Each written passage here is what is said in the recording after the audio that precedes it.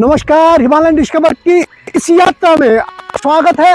अभी देखिए मैं जहाँ खड़ा हूँ ये था बिरला गांव और ये उत्तराखंड का पहला ऐसा गांव है जो उजड़ा, जो वीरान हुआ और जिसकी बसासत खत्म हुई। ये बिरला गांव, इसके पीछे एक बहुत बड़ा ऐतिहासिक प्रकरण भी है कि क्यों ये गया और किस लिए गया। इस पर जाने से पहले मैं नरसिंह नेगी जी को बोलूँगा कि वो कैमरा इन पत्थरों की तरफ करे।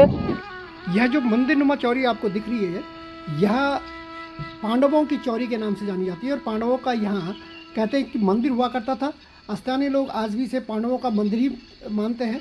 लेकिन ये गांव, इसके जो पत्थर पड़े हैं ये बता रहे हैं कि ये गांव कभी सरसब्ज रहा होगा। अब नए तरीके से यहाँ एक फाउंडेशन पड़ी है, शायद ये मंदिर के लिए बनी है या कोई अपना यहाँ रैन बसेरा बना रहा है या फिर आवास बना रहा है, ये समझ से परे की बात है। ये बनने के बाद ही पता होगा कि इन पत्थरों का जो कटिंग्स है उसके आधार पर क्या ये मंदिर प्रांगण में पड़े हैं तो ये मंदिर ही बनेंगे। देखिए कि पीछे आपको दिख रही हुई ये मूर्ति टाइप की, ये लकड़ी की मूर्ति, ये उस समय आज से करीब 20 साल 25 साल पहले ये बहुत सारी ऐसी मूर्तियाँ थी जो यहाँ दिखती थी। आज वर्तमान में भले ही वो दिखाई नहीं दे रही, हो सकता है उनको संग्रहित करके कहीं रखा गया होगा। लेकिन ये वास्तव में बिरला गांव का वह इतिहास है जिसको हर कोई जानना और समझना चाह रहा है और आगे भी देखिएगा कि क्या होता है। जो अब यहाँ पहले मंदिर हुआ करता था, बहुत अच्छा मंदिर था।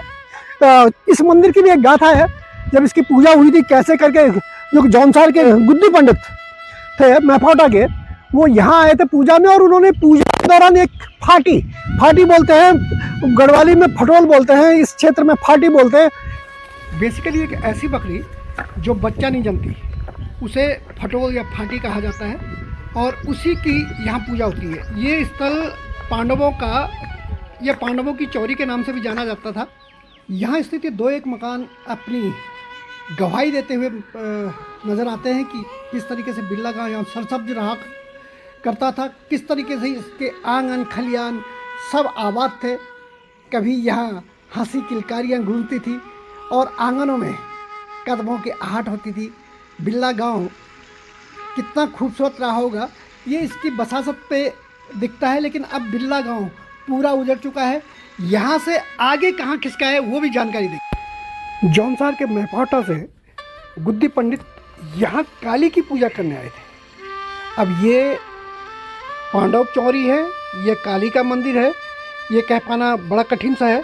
कुछ लोगों का ये भी मानना अवधारणा है कि इस काली मंदिर के ही प्रकोप से ये गांव उजड़ा है और कुछ का कहना है कि ये जब खिसकने लगा तो गांव वालों ने स्वतः ही यहाँ से मंजियाली गांव, जो अब नौगांव से आगे है, वहाँ जाना पसंद किया।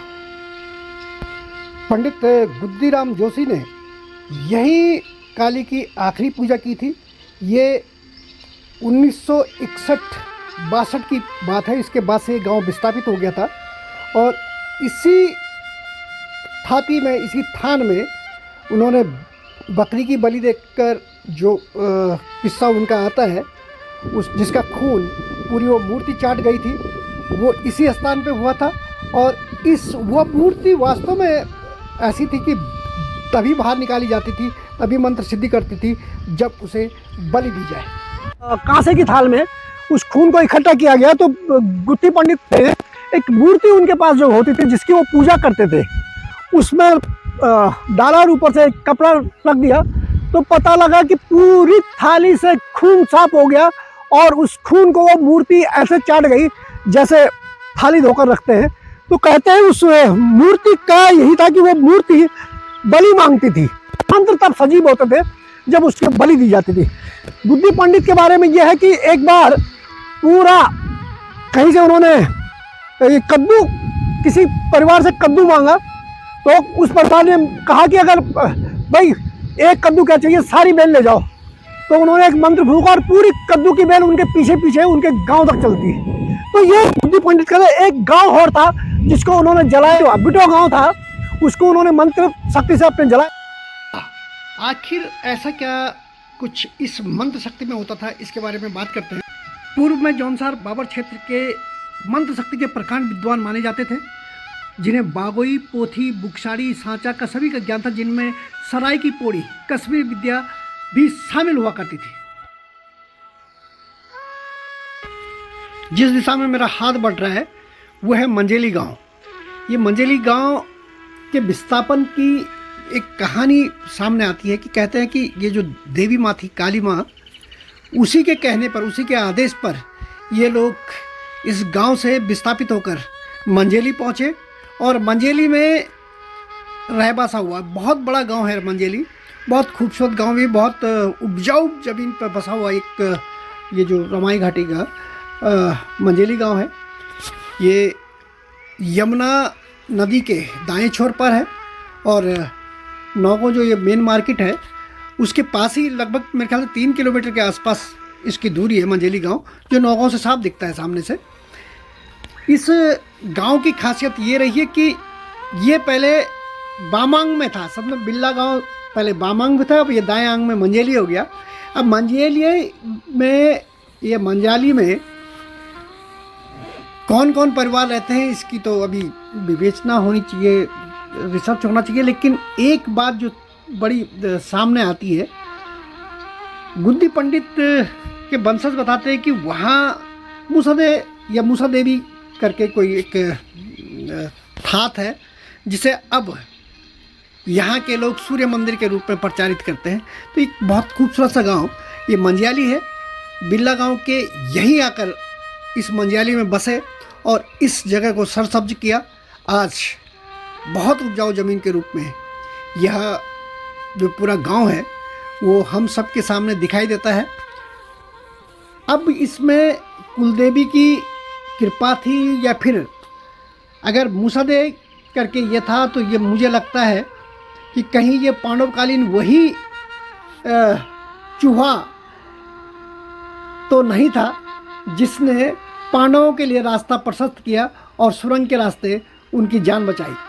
मूसादे हो सकता है, मूसादेवी एक कोई देवी का भी अवतार हो, लेकिन एक सूर्य मंदिर के रूप में जो ये मंजियाली गांव में प्रचलन में है, वो बिल्ला गांव के ही रहवासी हैं जो इस खूबसूरत से गांव में आकर बसे हैं और सर्वसंपन्न है। आप देख रहे होंगे कि कितने खूबसूरत मकान हैं, कितनी खूबसूरत ज़मीन है और कितने बड़े बड़े मकान हैं। बहुत बड़ा गांव इसे कह सकते हैं आप। ये उत्तरकाशी ज़िले के यमुना घाटी में वैसे तो बहुत बड़े बड़े गांव हैं, लेकिन मंजियाली भी अपने आप में बहुत बड़ा गांव है। उत्तराखंड के उत्तरकाशी के गांव को अगर पौड़ी के गांव के हिसाब से देखा जाए तो पौड़ी में निसणी गांव या फिर नौड़ी गांव बहुत बड़े माने जाते हैं, लेकिन मुझे लगता है कि यहाँ जो ये मंजियाली गांव है, ऐसे ऐसे मंजियाली हो या फिर पौटी हो, ये बहुत बड़े गांव के रूप में इस यमुना घाटी में माने जाते हैं। देखिए कितना दर्शनीय गांव है।